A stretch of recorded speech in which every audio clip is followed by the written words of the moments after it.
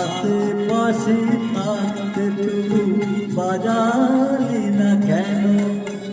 সোনার হরিণ ধরতে গিয়ে হারালি যে কেন? আশেপাশে থাকতে তবু বাজালি না কেন?